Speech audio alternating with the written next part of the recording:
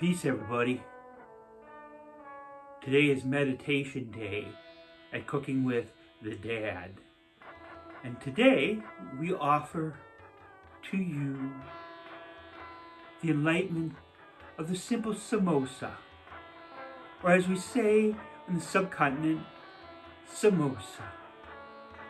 Most cultures have samosas, they just don't call them samosas. What they call them are empanadas, burritos, pasties, pierogies. You get the idea.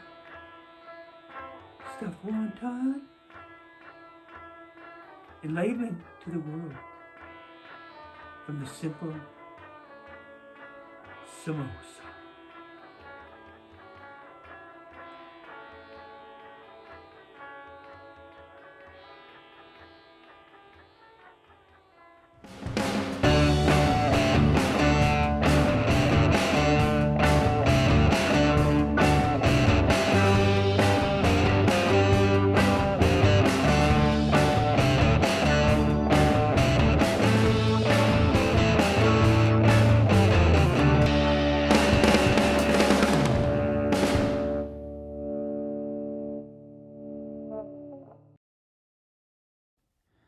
To make samosas, you're going to need 2 large or 3 medium russet potatoes. Russets are probably the best because they're starchy. You're going to need some vegetable oil for frying, 1 medium onion, either white or yellow, 6 to 8 ounces of frozen peas, a 1-inch piece of ginger peeled and grated, and I do recommend using fresh ginger in this dish, 1 green chili like a jalapeno or maybe a serrano seeded and chopped. You're going to need salt for various parts of this project. 1 teaspoon of ground coriander, 1 teaspoon of garam masala, 1 teaspoon of roasted and ground cumin seed, and what you'll do is you'll roast that first and then grind it afterwards. You could also use just regular ground cumin, but roasted cumin seed is by far the best because it's very fragrant. A 1/4 teaspoon of cayenne pepper, 2 tablespoons of lemon juice, which is about the juice from 1 fresh lemon, 2 cups of all-purpose flour for the crust, and then also for the crust you're going to need 4 tablespoons of unsalted butter brought to room temperature. In preparation for making samosas, you're going to need 2 potatoes. I got 2 really large potatoes here, and last night I boiled them for about 15 minutes, and then I let them cool overnight, and then this morning I skinned them. You can go ahead and microwave these also, but be careful you don't over microwave them. You want them to still be firm, and one of the reasons to get them cool is because it's a lot easier to keep firm cubes of potatoes for your samosas, or for anything for that matter. Now peeling these, I used a peeler, but you could also use your fingernails too, and then you get some stuff. So the potatoes they're cold, and they're firm, and they're cooked. I cooked these last night. But you could cook them and let them cool quickly by putting them in cold water, like ice water, and let them cool for a while, and then strip them out. But let them cool in their skins. Now we want to get 1/4-inch dices about. So what we're going to do is we're going to slice them one way, slice them one other way, and then we're going to get them. And it's really important to have a fairly small vegetables. We're going to be mixing these with peas and onions. So think about the size of a pea. You want it a little bit bigger than that, because if you get it any bigger, it's going to be really hard to stuff it into the samosa. So, this doesn't take too long. So that's about 1/4 inch right there. That's what we're looking at. These are pretty firm still. You don't want them soft and gushy. So if you're going to err on the side of cooking them too little or too late or too much, go with too little. That's probably a little bit thick slice. So now when you get them like this, you can do them 2 at a time maybe, and then slice them. So now we got basically French fries. And now we're going to do one more. See the size that we're getting here.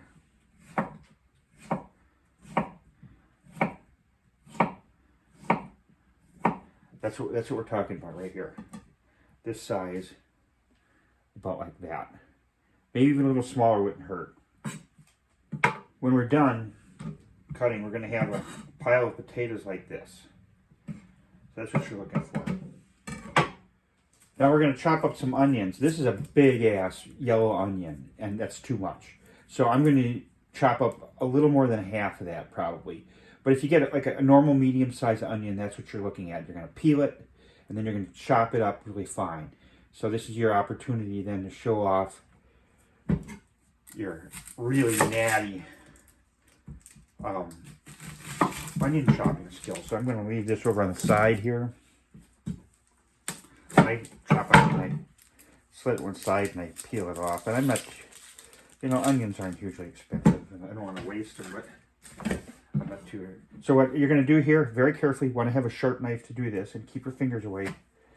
We're going to do a slice through here. Notice I've got the bud on top. Okay, so I've got a few slices. And what I'm going to do is I'm going to chop it one way, really fine. So about 1/8 inch maybe 2/4 inch.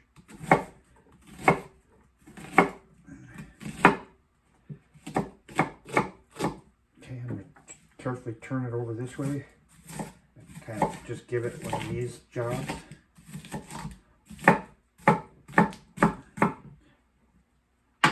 Your results may vary, but what we're trying to get is small onions. We're going to need some ginger, about a tablespoon of finely ground grated ginger. Now you could go ahead and buy the ginger already done, and I suppose that works okay. But you know, getting some ginger like this and peeling it and then grating it on a box grate or something, I think is the way to do it. Fresh ginger is a lot better than jarred ginger. So when I grate ginger, I don't peel it usually. What I'll do is get one surface. That's a little old, but that's okay. And I just will take the fine part of a grater. These are really nice graters. The handle holds. And just work it back and forth. Don't worry, you know, the peel will kind of take care of itself here. It goes really fast. You can see that. And then there we go. That's so about a 1 square inch of fresh ginger yielded about a tablespoon, and that's what we're looking for. Okay, we're going to need a hot pepper. This is a jalapeno. You could also use a serrano pepper. I wouldn't get too hot on this. I mean, you could. But we're going to chop this up, de-seed it, and then chop it up fine. We're going to put it in with the ginger because it's going to go in the fry pan during the cooking at the same time.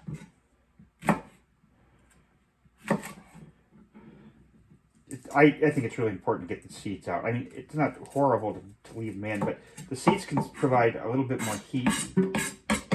I'll pick that stuff up and put it in the compost. So, I've never chopped peppers before. Just be mindful. Don't put contacts in with that hand. Wash this hand afterwards. When you go to the bathroom, be careful. Trust me. You don't want to be that guy, and I'm thinking guy mainly, or gal, that comes out of the bathroom and goes, "Oh my God." Unless you like that kind of thing, of course. Okay, so that's what we're talking about for a fine pepper, because we're going to cook it. Got the ginger in here. I'm just going to put it in with this thing and get it ready for cooking. I like to chop all my stuff up and get it ready in the right proportions before I start cooking, because stuff happens fast. Okay, you're also going to need some peas. Use frozen peas. This is a 12-ounce bag of frozen peas. I'm going to take half of it.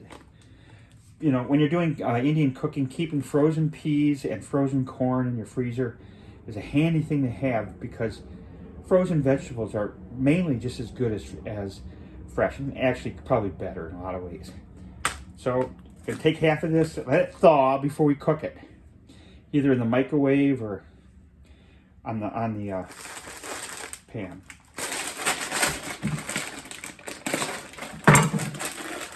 Again, we're going to use about half of this bag, about 6 ounces. That's maybe a little too much. So we're talking about that much. Okay, we're going to roast up some cumin seeds. I'm going to roast up quite a few because I'm going to be using them for other dishes today. But you're going to need about a teaspoon or so of roasted cumin seeds. So you just get regular cumin seed at the store. Sometimes you can buy roasted, but get the flame going. I'd say about medium high, medium. And then what you're going to do, just put them in there. And oh, you can already smell them. But the thing about roasting cumin seed is it brings out that aroma and flavor. I mean, you don't want to burn them, but it's so easy to do. And then once you got it, you know, that aromatic characteristic will keep for a while. So if you can keep it in a airtight jar, that's okay. But I usually, if I'm going to be doing a big Indian cooking, I'll want to get this going right away. So about 30 seconds to a minute on medium high. And you'll be able to smell it. You can smell it already. You want to get that roasted.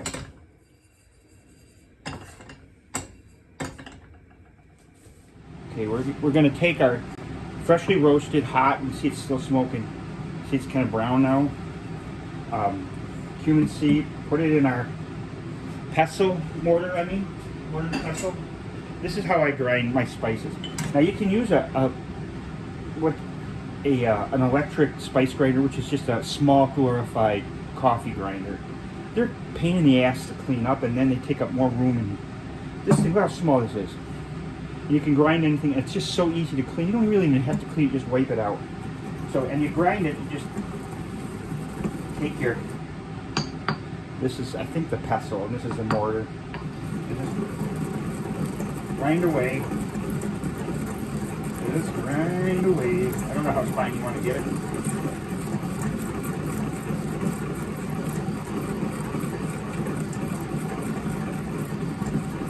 This is a nice size one to have for an individual. I'm talking about one. That's what we're looking for here. Now, we're going to take, this is where I measure, a teaspoon of this. We're going to set this aside, a teaspoon of that. Teaspoon of salt. This is just kosher salt. Oh, I did not want to do that. Fuck! I wanted to put it in there. Oh, shit, bird. I'm so fucking stupid. Teaspoon of ground coriander. See, I'm trying to put everything together here. So, it's all ready when I'm ready to go. So, ground coriander, teaspoon. And then a teaspoon of garam masala.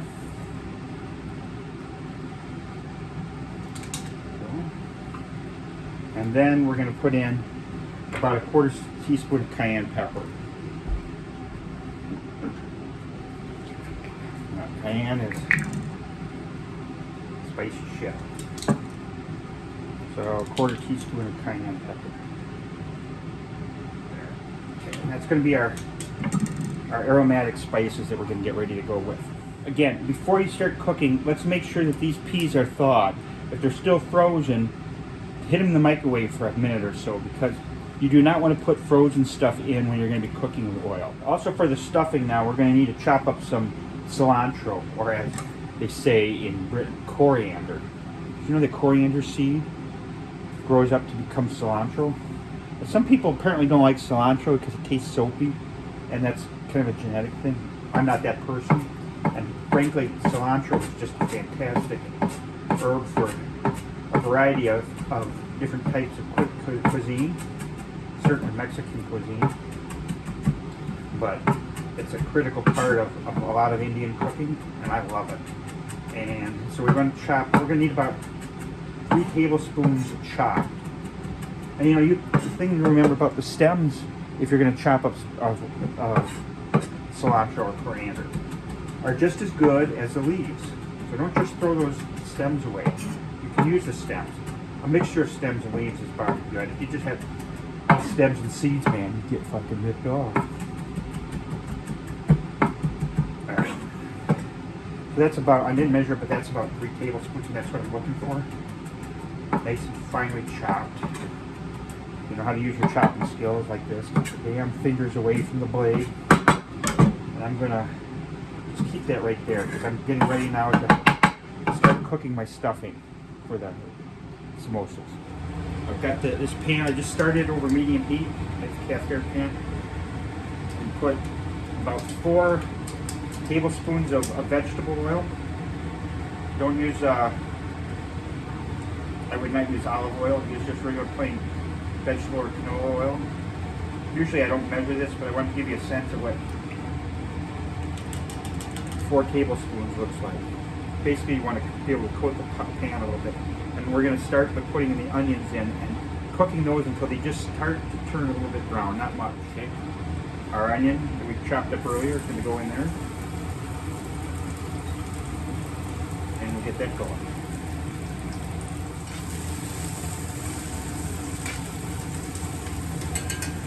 Okay, it's been about 2 minutes. You can see that the onions are starting to turn brown on the edges, which we want. We're going to add our peas in. Remember, they're thawed peas. And we're going to add our cilantro that we chopped, ginger, and our pepper, the jalapeno pepper. Okay, we're going to give this a good stir.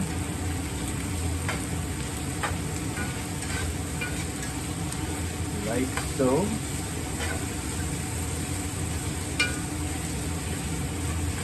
And I'm going to add just a little bit of water.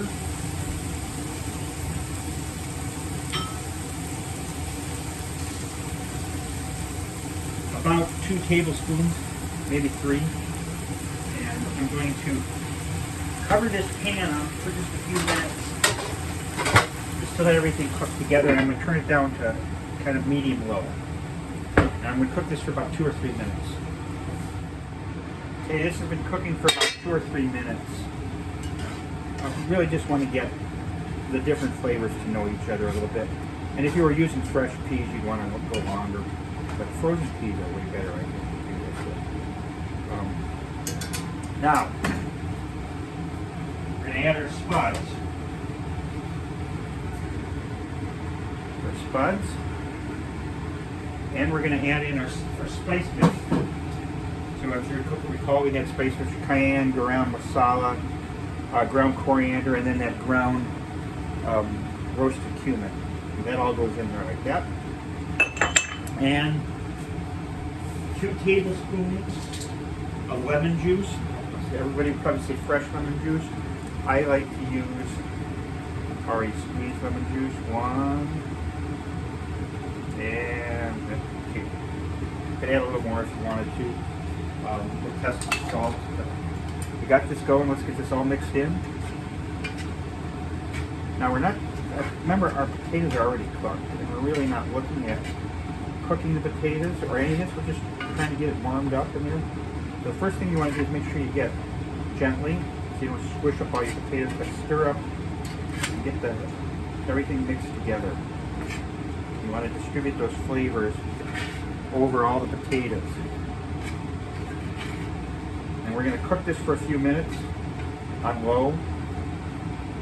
Again, just really to get the flavors to know each other. We're not looking to cook anything. And then we're going to let this cool for a while before we use it, because we do not want to use hot stuff in making our samosa. In wintertime, it's nice. You just stick this pan out on the porch for a few minutes and Bob's your uncle. So I'm going to cover this again. Let this go for about 3 or 4 more minutes. Okay, this has been cooking now for about 4 minutes on medium-low to medium.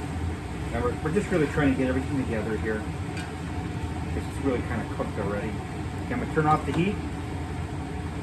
Leave this in the back, and I'm just going to let that cool before we go any farther. Now I've got just about 2 cups of all-purpose flour here. It's 8 ounces, and I weighed it. You know, the rule is when you're baking, you should weigh, but realistically for this is not rocket science. So get yourself 2 cups of flour, and I like to sieve them before I go in here. And if you don't have a sieve or sifter, you don't have to do that, but this only takes a minute. It gets rid of a lot of the lumps. It makes things a lot more smooth. So go ahead, you don't have to do this, but I'm doing it. Now that we have our flour sifted, again, you don't necessarily have to do it. I'm going to add 4 tablespoons of regular cooking oil. I would not recommend olive oil. That gives it too much of a flavor. You could also use butter. I've used butter before, or Crisco or something like that. But I think that this is easier. Get it in there. Now, these are your tools. And what you're going to do is you're going to work this with your fingers. And what you're trying to do is you're going to incorporate all the oil and flour together as uniformly as possible. Kind of squeeze in between your fingers. You'll be getting, feel it sort of getting flaky. That's what you want to do. You want to get it, work it in like this.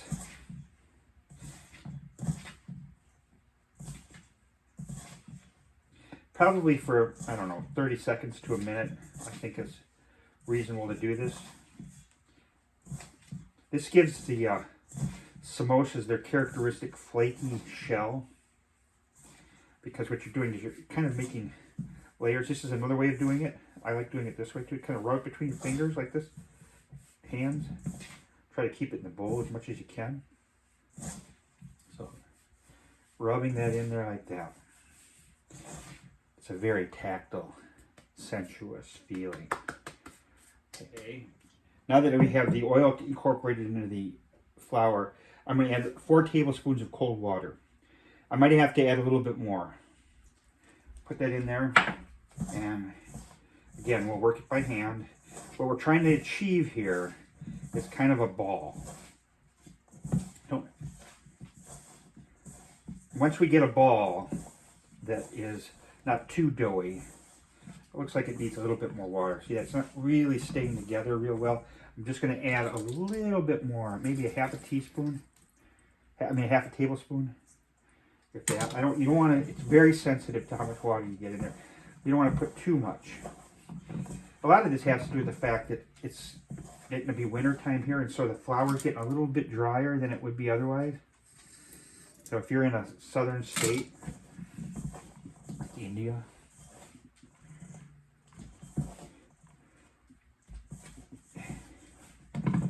that's just a little bit too, just a little bit more. Pretty dry here, I guess.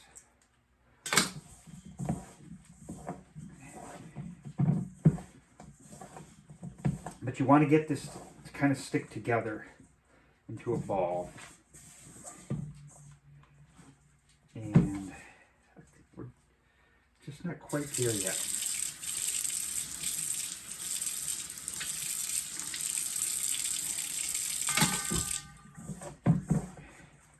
Again, you can put too much water in here, and then it's not a good thing. So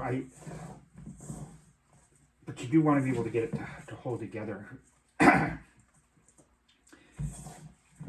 Because what you're going to do now is you're going to start working it. I'm going to give it a shot here. What we're going to do now is we're going to knead this for about 10 minutes. So get your guns ready. Kneading is just squishing. What are you doing when you're kneading? You're developing the gluten. So it'll get stiffer and harder. And add a little more water. It needed a little bit of moisture to be stiff and hard. And then you just work it back and forth for about 10 minutes.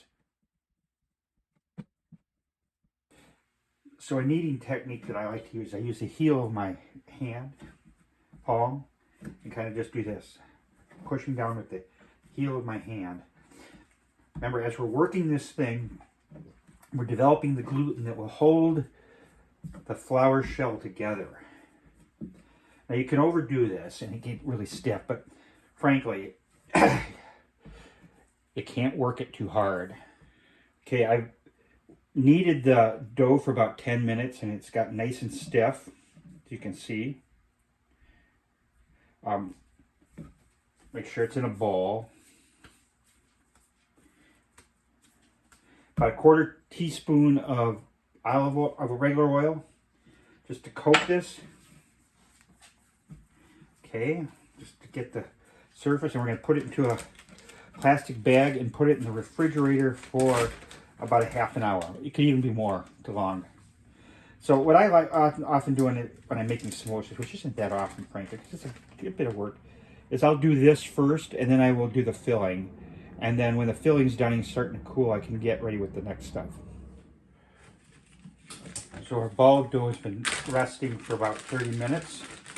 Take it out of here, and I'm going to knead it a little bit more for about a minute or so, maybe less, just to get things combined. And then I'm going to divide this up into 8.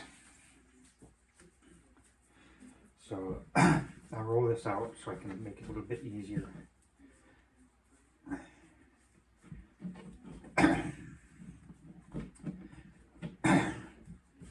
Roll it into a phallic shape and get a knife, cut it in half,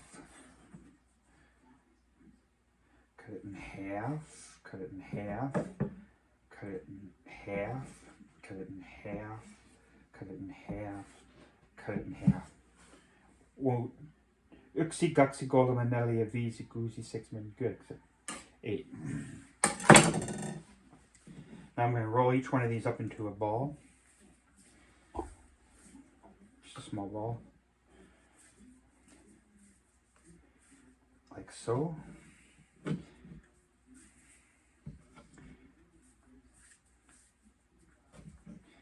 then what we're going to do is we're going to, each ball is going to get rolled out onto the cutting board and then into a circle and cut in half. And then those halves are going to be made into cones. Keep this out. These other ones will kind of keep covered so they don't dry out while we're working. So what I'm going to do is I'm just going to pop those back in my plastic bag. Now we've got this one. I'm going to give just gentle flouring of the surface so things don't stick. And get my rolling pin or dowel, get that covered up. So a good thing to do, trying to get the circle, this is kind of a small one, but I would, that's okay, you can talk. I would use fingers and make a circle like this by squeezing between your fingers, thumb and forefingers until you get, I'd say about yay big, and try to get it evened out as a circle. And then you can start nailing it with the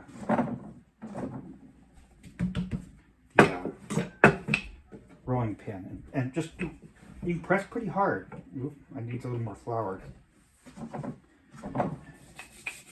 But keep turning it like this on a floured surface to work the circle out.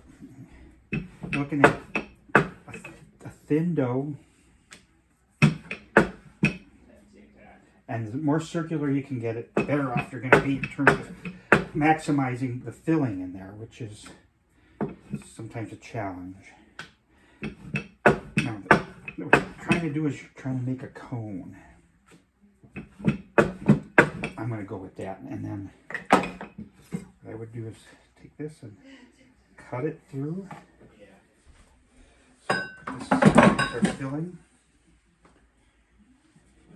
And we've got a little bit of water here and a brush, and I'll show you what we're going to do here. We're going to make a cone. We'll put water on one side to act as a glue. So we're going to do this like, so you want to get about, I'd say 1/4 inch of overlap there. Now you got your cone, see that? Pinch it in the bottom. And there you have it. Now you get a spoon, and you're going to fill this cone up. I'd say about 2 tablespoons. Don't get it too full because it'll be hard to close, but there you have it. Kind of smush it in a little bit. Now, last step is you take this, one of the surfaces here, cover it with a little more water, and pinch it over the top like this. You really want to seal this up because you don't want it to leak out. while it's cooking. Now the last thing you can do here, take a fork and take the tongs of the fork and kind of do this kind of a thing here. And there you have it. That's ready for cooking. So we've got 15 more to do.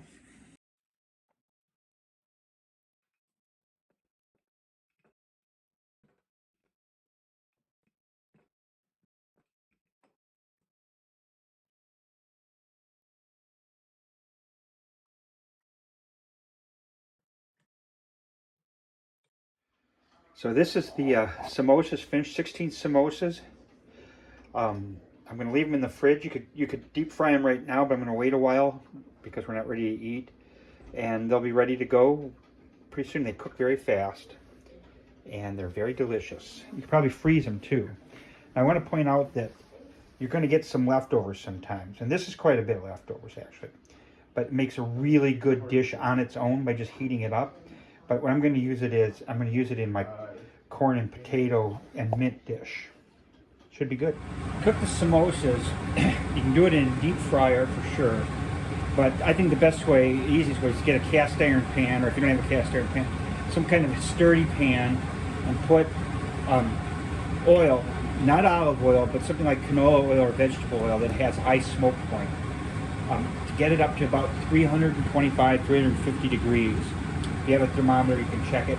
Another way to look at it is when the oil surface starts shimmering, and you know, it's kind of a thing you just learn, but it just kind of vibrates a little bit.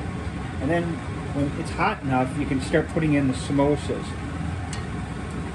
It's hot enough because you're seeing the samosas evolving some moisture here. You see that?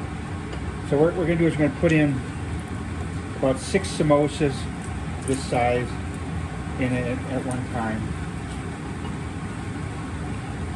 And we're going to cook them for about 3 minutes or so until they're golden brown. You don't want to crowd them. Like any kind of deep frying, when you put this oil material in, you're going to lower the temperature of the oil. And you'll want to turn these over until you get something brown. That's getting close already, but it's have to go a little bit longer than that. So you're going to want to keep things moving. You don't want them to burn, but you want to get the insides cooked. If for some reason you froze your samosas before you cooked them, make sure they're completely thawed out before you do this. Otherwise, you'll get the skins cooked and you will be screwed because the insides will be raw, or at least not very tasty. One good thing about this though is you've already cooked the inside, so you can't hurt yourself. It just, you want to get them warmed up. This isn't too terrible, takes too terribly long. I'd say, depending on where you're at with it, it could take anywhere from 2 to 4 minutes. You don't want to get them too burnt. That's looking right about right there. So that's only taking a couple of minutes to cook. I can take this out and then I can do the next batch. But before you do the next batch, let the oil come up to a temperature first. If you don't, you're going to kind of parboil everything, and that's just not good. I like to have my samosas with chutneys. And traditional chutney is to have either a mint or a cilantro green chutney. It's basically just pureed mint or chutney with, or cilantro with garlic and ginger and a little bit of sugar. You can buy these sometimes. Here's one here in your finer stores. Also, one you can get in almost any stores, mango chutney, and that's really good with it too. Any of those would go really well with this. Let's take a look and cut it open and see what it looks like. So we'll take this and it's crispy, but not real crispy. You can see the inside. You see the pea in there, and the potatoes. Dip that into a sauce. Oh, that's good. Samosas are some of the best things. They're so good. What do you think? Drop one, please.